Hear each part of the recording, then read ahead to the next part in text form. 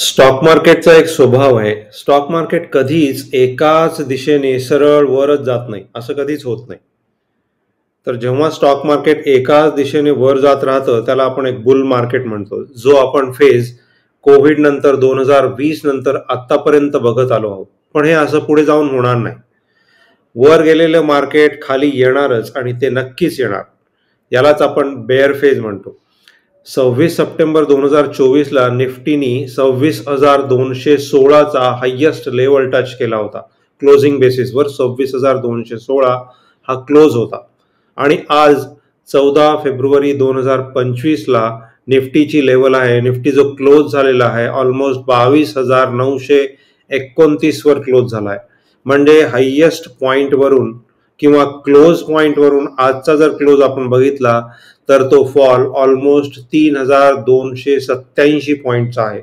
म्हणजेच Nifty index 13% खाली घसरलेला आहे.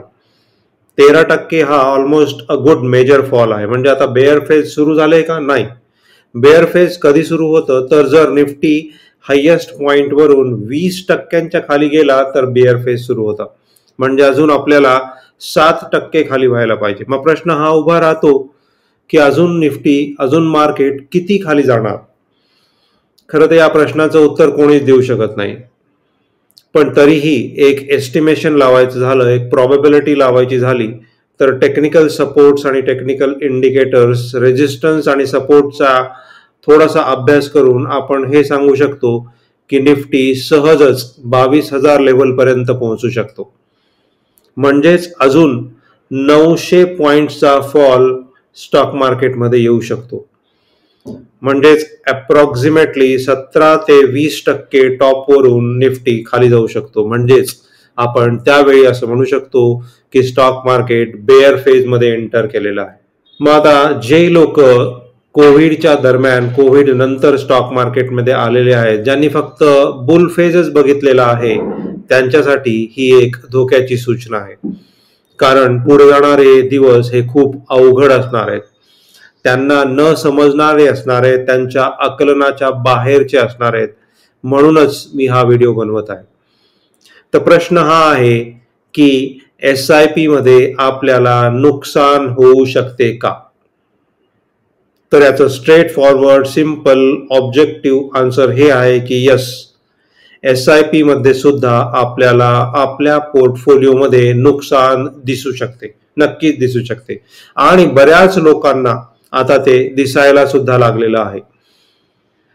आणि SIP मध्ये जो निगेटिव्ह रिटर्न आपल्याला दिसतो त्यामागचं एक दुसरं कारण हे असतं की आपण ती SIP कधी सुरू केली आहे यावर सुद्धा हे अवलंबून असतं.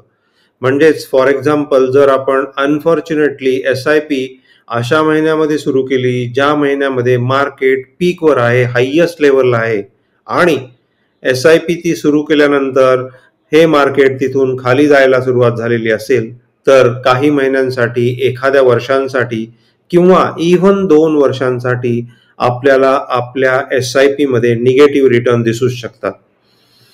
आणि ज्या ज्या लोकांनी, ज्या ज्या इन्व्हेस्टर्सनी बेअर फेज बघितलेले आहेत, म्हणजे बेअर फेज म्हणजे कधी 2008चा बेअर फेज बघितलेला आहे, 2015चा बेअर फेज बघितलेला आहे, किंवा 2020च्या कोविडच्या आधी सुद्धा ते मार्केटमध्ये इन्व्हेस्टेड असतील तर त्यांनी त्यांच्या SIP मध्ये निगेटिव्ह रिटर्न नक्कीच बघितलेले असतील.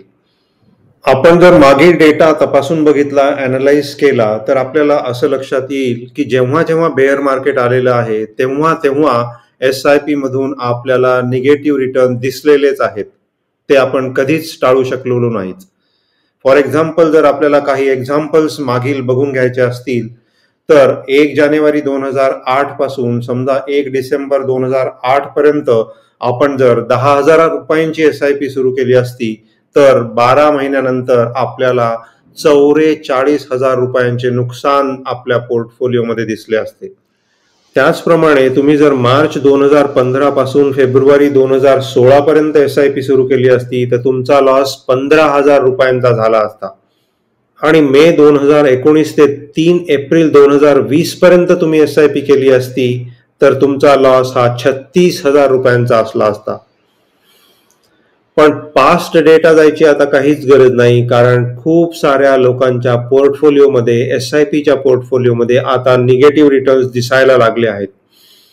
जर समजा कोणी 1 मार्च 2024 मध्ये SIP सुरू केली असेल, नवीन SIP सुरू केली असेल, तर 1 मार्च 2024 ते 1 फेब्रुवारी 2025 या कालावधीमध्ये त्यांना सुद्धा पोर्टफोलिओमध्ये लॉस दिसायला सुरुवात नक्कीच झाली असेल. याचाच अर्थ काय होतो, तर जेव्हा जेव्हा मार्केटमध्ये फॉल येतं तेव्हा तेव्हा SIPच्या रिटर्न मध्ये सुद्धा आपल्याला निगेटिव्ह रिटर्न्स दिसतात आणि ते दिसणारच. पण यामुळे घाबरून जायची बिलकुल गरज नाही. हे असं होत असतं, होणार, पुढे जाऊनही होईलच. याचाच अर्थ काय होतो, सगळ्यात महत्वाची गोष्ट म्हणजे जेव्हा तुम्ही SIP सुरू करता तेव्हा त्या SIPचा कालावधी हा 5 वर्षांपेक्षा जास्तच असला पाहिजे. जितका जास्त कालावधी तितकी probability of loss he reduce होत जाते आणि 5 वर्षांच्या SIPच्या कालावधीमध्ये तुम्हाला निगेटिव्ह रिटर्न मिळणार नाही. पण मध्ये मध्ये असा कालावधी सुद्धा येईल ज्यामध्ये तुम्हाला निगेटिव्ह रिटर्न पाहावे लागतील आणि म्हणूनच आपल्याला तशी मानसिकता ठेवणं गरजेचं आहे. आपलं जे इन्व्हेस्टिंग बिहेवियर आहे ते सुधारणं गरजेचं आहे.